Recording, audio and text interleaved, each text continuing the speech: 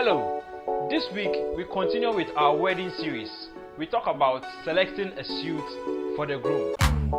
You and I, we need to talk. That the end of my Benjamin. Hi, my name is Richard Osudako, the CEO of Legend Suit Select. Legend Suit Select is all about men's fashion, men's clothing. We deal in men's accessories, shoes, suits, and shirts. Basically, today I'm here to talk to you about the things to wear for your wedding. When someone walks in and asks me that what can I wear for my wedding, the first thing I need to ask from the person is, what color of suit would you want to wear? These are basic things that a groom should know. You should know the color of suit you want to wear for your wedding. If you tell me you want navy blue, you want royal blue, you want black, it's either a tux or not a tux. But preferably a tuxedo is used for weddings. So it's a ceremonial wear. So that's what you use for a wedding. Unless you would want to wear your suit after the wedding. Most people would want to wear their suits after the wedding. So with that, we'll have to choose a conservative suit that you can use after your wedding too for other businesses. This is an example of a tuxedo. You have the satin, the black satin lapel, and the royal blue fabric here. And also, this is also a tuxedo. This is how a tuxedo looks like. So these are the basics about a tuxedo. You should look out for a satin lapel. It can be notched, it can be shawl, it can be peak. This is actually a shawl lapel, a shawl tuxedo lapel. And this is a peak lapel, the small peak lapel for the tuxedo.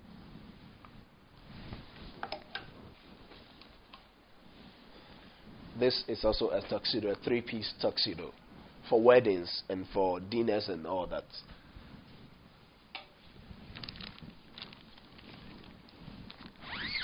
This off-white here is also a tux. This is how it looks like.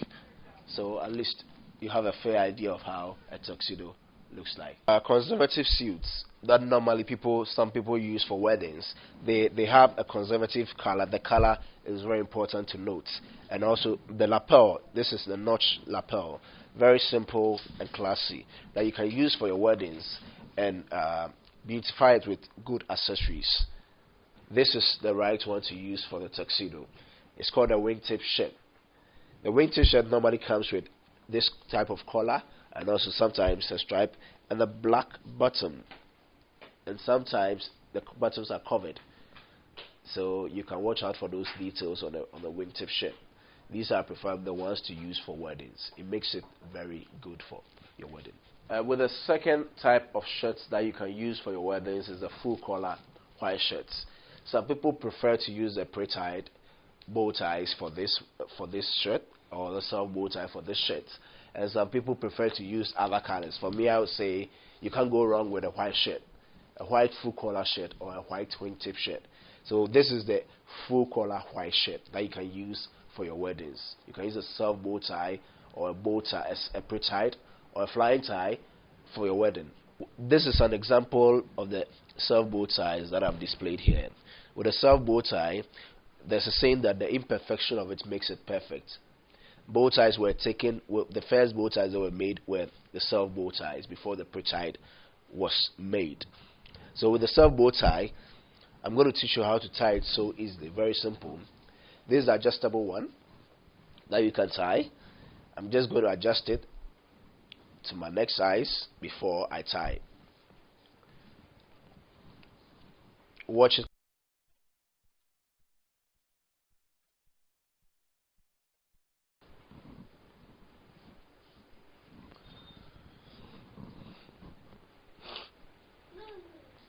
Very, very simple. Okay, so I'm going to start from my tie. So I want this side to show. This is a two-way, inside-out self bow tie. You can tie it in so many ways, like 4 different ways. This is how I want to start it. So I'll go like this. You tie it like this. Then you can choose. It's here that you determine the color, the place that you want it to show. So this here, you take the decision. I want this side to show, so I turn it this way to get the bow tie basis, the basis of it all, the bow tie. So when I do it this way, You see that I can let the small portion of it, I flip it over. I flip it over here. I flip it over here, and there's a small hole that's been created here by my finger. So I pull it through that hole. I pull it through this hole, and I adjust it. Remember in the beginning I said the self bow tie, the concept was made that the imperfection of it makes it perfect. So you do it this way, and you adjust it. Very simple and very classy.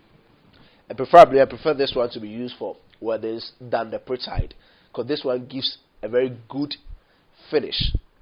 Normally the fabrics makes the difference, and the cuts. So you have this cut with a plain satin self bow tie over here. You have the designed ones. A lot of them are designed. This one is the flowery. This one is the velvet type. This is also the velvet type. And this is a royal blue.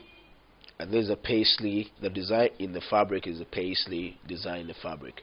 This is an Italian fabric, so it looks very good when you're using it for weddings. And now I'm here to talk to you about the flying ties.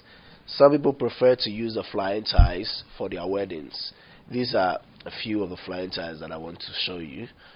These are polka dots. You have the striped, you have the plain. These are the plain ones, plain satin ones. A lot of people would want to use a satin flying tie for their wedding in the color that they want. This example of how it looks like. You have the paisley. You have the paisley flying ties. And you have this ceremonial flying tie too that can be used for weddings. So for flying tie, you can tie it in a lot of ways to look good. And with this, you can't use a wingtip shirt. You can use the full color shirt, and also wear a very good suit that goes with it, that matches with it. So I'm just going to show you how to tie just one way of the flying tie. So you go like this. Depends on your height. It's very important to note your height so that it will be positioned very well. So you go like this.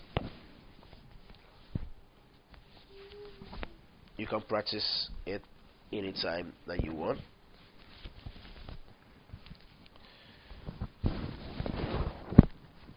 For you to get this, and also you pull it through.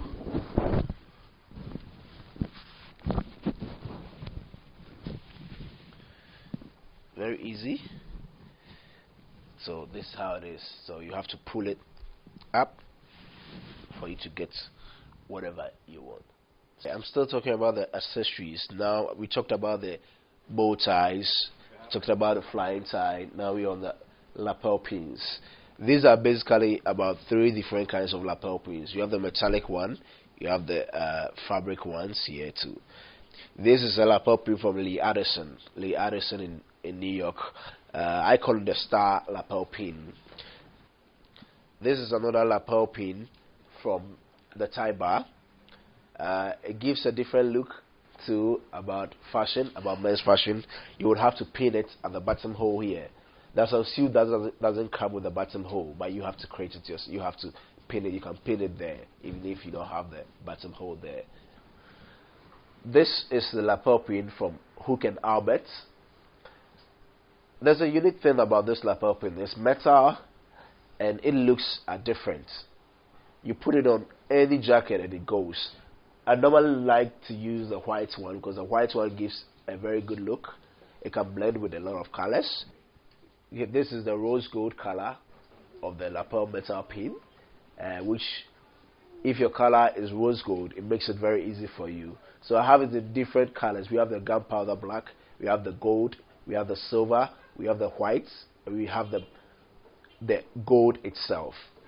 With the pocket handkerchiefs, you have so many ways of folding them. These are simple ways. You have the puff type. This is very simple, the puff type. You just have to do it this way. You hold the middle of it, put it together. You just put it there.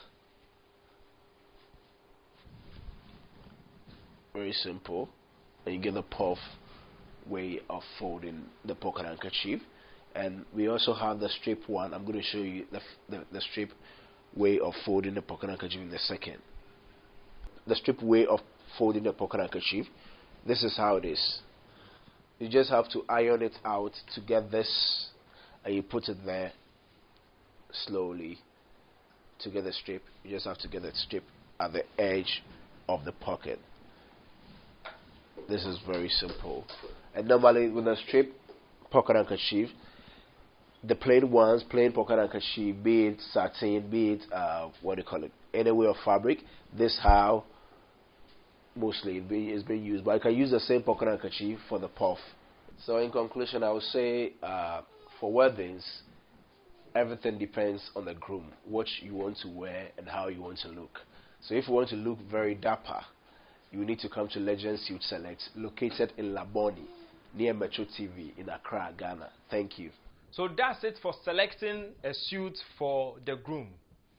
Now, I did an interview some years ago with Wedded Bliss on selecting a wedding gown.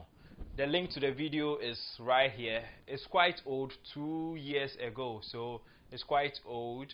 I'm looking at updating it very soon. So stay tuned. When the updates come, I would inform you on it. Thank you for watching this episode. I hope you join us next week for more interesting content.